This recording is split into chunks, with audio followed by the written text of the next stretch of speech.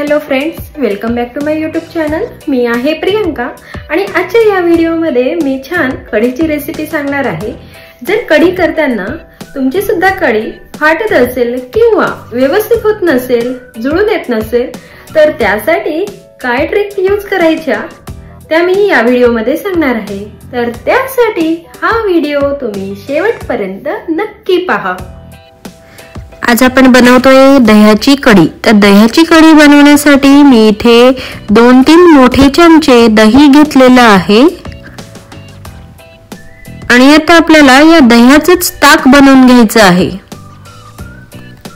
तर जेवढं आपल्याला ताक बनवायचं आहे त्यानुसार आपण या दह्यामध्ये पाणी टाकायचं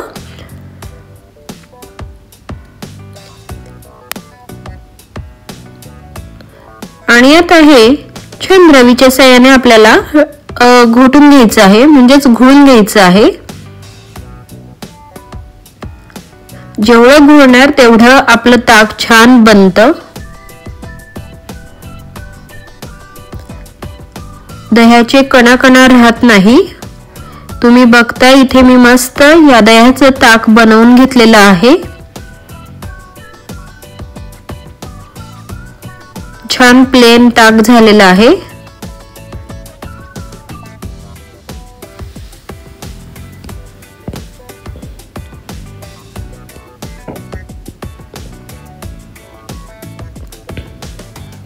बरेच जण दह्यांची कढी बनवतात तर त्यांच्या कढीला असे दाणे दाणे येतात। तर ताक आपण आधी व्यवस्थित घोटलं तर दाणे येत नाही। आता ताक तयार झाल्यावर मी यामध्ये एक चमचा बेसन पीठ आणि 1 चमचा ज्वारीचं पीठ टाकते आणि ज्वारीचं आणि बेसन पीठ टाकल्यावर सुद्धा हे ताक आपल्याला छान असं गोळायचं आहे, म्हणजेच आपण जे काही पीठ यामध्ये टाकलं त्याच्या गुठळ्या बनणार नाहीत आणि पीठ मस्त या ताकामध्ये मिक्स होईल।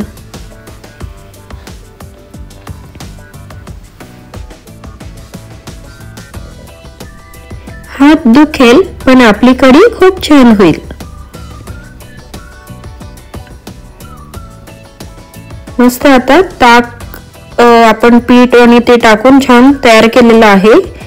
आता हे ताक आपल्याला 20 ते 25 मिनिटासाठी साइडला झाकण ठेवून ठेवायचं आहे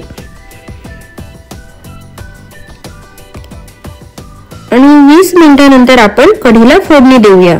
तर फोडणी देण्यासाठी मी इथे एक कढई गरम करायला ठेवली आणि त्या कढईमध्ये 1 चमचा तूप टाकलं। तुपाची कढी खूप छान लागते। तुम्ही तुपाऐवजी तेल सुद्धा यूज केलं तरी चालेल, पण शक्यतो तूपच यूज करा। आणि तूप गरम झाल्यावर यामध्ये अर्धा चमचा मोहरी टाकते।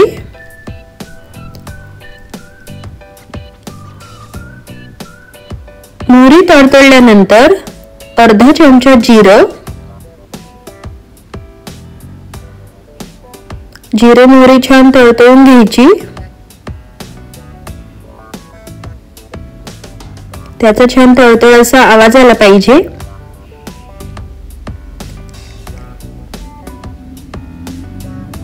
आता आपल्याला टाकायचं आहे आलं लसणाची पेस्ट। मी इथे 7-8 लसणाच्या पाकळ्या आणि 2-3 आल्याचे तुकडे घेतले होते, त्याची पेस्ट करून घेतली आणि ती पेस्ट मी यामध्ये परतवून घेते। आलं लसणाची पेस्ट सुद्धा आपण छान अशी तुपामध्ये परतवूया, म्हणजेच कढीला अजून टेस्ट येते। आणि इथे मी घेतले आहे 2 हिरवी बारीक मिरची। तर मी अशा उभ्या कट करून घेतलेल्या आहे। बारीक मिरची ऐवजी तुम्ही जाड मिरची सुद्धा टाकू शकतात। माझ्याकडे जाड मिरची नव्हती म्हणून मी बारीकच मिरची यूज केली। मिरची पण आपण थोडं परतवून घेऊ।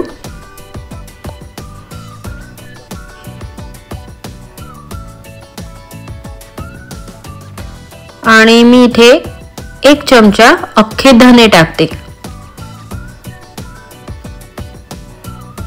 तुम्ही धना पावडर सुद्धा यूज करू शकतात, पण अख्खे धनेची मजाच वेगळी। ते जेव्हा आपण कढी पिताना ते धने लागतात तोंडामध्ये, खातो आपण, तर त्याची टेस्ट अजून छान लागते, म्हणून मी अख्खे धने टाकते। आणि कढी म्हटल्यावर कढीपत्ता तर पाहिजेच, म्हणून मी या ठिकाणी कढीपत्ता यूज करते।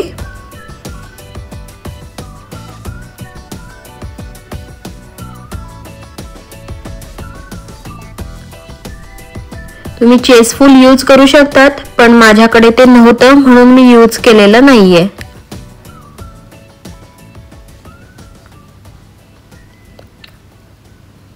कढीपत्ता पण आपण मस्त परतवून घेतला आणि आपण जे काही ताक बनवून ठेवलं होतं ते ताक आपण यामध्ये टाकूया।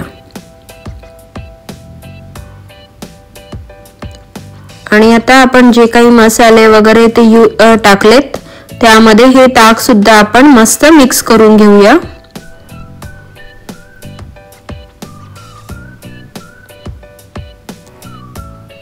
आता तुम्हाला कढीची कन्सिस्टन्सी कशी पाहिजे त्यानुसार तुम्ही करू शकतात।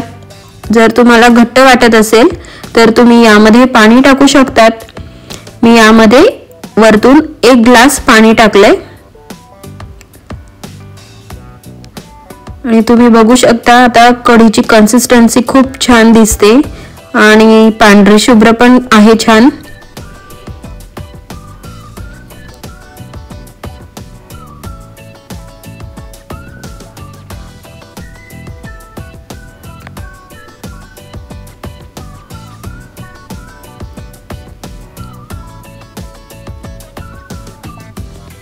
आणि आता आपण ही कढीला उकळी आणून घ्यायची आहे।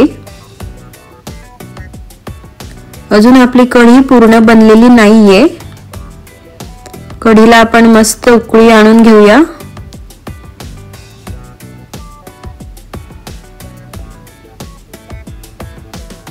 तुम्ही बघताय कढीला मस्त उकळी आलेली आहे।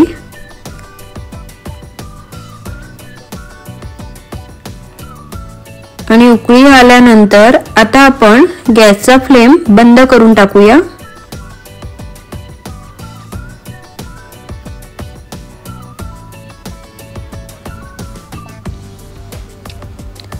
आणि त्यानंतर आपल्याला यामध्ये चवीनुसार मीठ टाकायचं आहे। तर नंतर मीठ टाकण्याचं कारण असं की जर तुम्ही आधीच मीठ टाकलं आणि कढी अजून उकळली तर ती तुमची कढी फाटू शकते, त्याला दाणे दाणे येऊ शकतात, म्हणून कढीला उकळी आल्यावर गॅस बंद करून त्यानंतर त्यामध्ये मीठ टाकायचं। आणि या ठिकाणी मी इथे खानदेशी कढी मसाला यूज करते।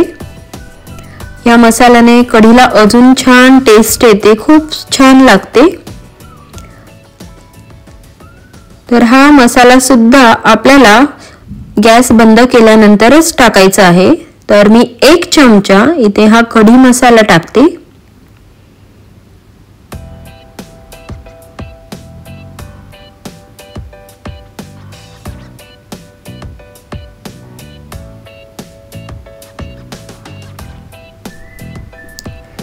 खूप सुंदर अशी आपली इथे कढी तयार झालेली आहे, खूप छान।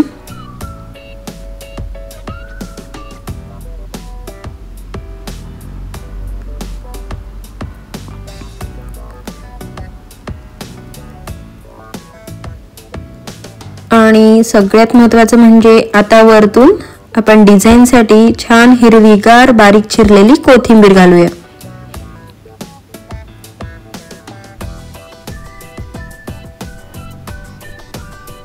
मस्त कढीचा स्मेल खूप छान येतोय आणि चवीला पण खूप छान होणार आहे, म्हणजे झालीच असेल। तर या ठिकाणी आपली ही कढी खाण्यासाठी पिण्यासाठी तयार झालेली आहे।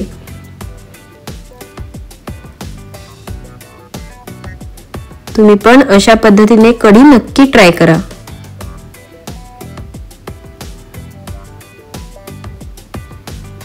मग आवडली ना कढीची रेसिपी? तुम्ही पण या पद्धतीने कढी ट्राय करा आणि तुमची कढी कशी झाली हे मला कमेंट बॉक्स मध्ये नक्की सांगा। चॅनलला शेअर करा, लाईक करा आणि सबस्क्राईब केलं नसेल तर सबस्क्राईब नक्की करा। त्याच्याच बाजूला बेल आयकॉनचं बटन आहे, त्यावर क्लिक करायला विसरू नका, म्हणजेच मी जे काही नवीन व्हिडिओ अपलोड करते ते तुमच्यापर्यंत लवकरात लवकर पोहोचतील आणि तुम्ही एकही व्हिडिओ मिस करणार नाही। तर पुन्हा भेटूया नेक्स्ट व्हिडिओमध्ये। तोपर्यंत चविष्ट खा आणि निरोगी राहा।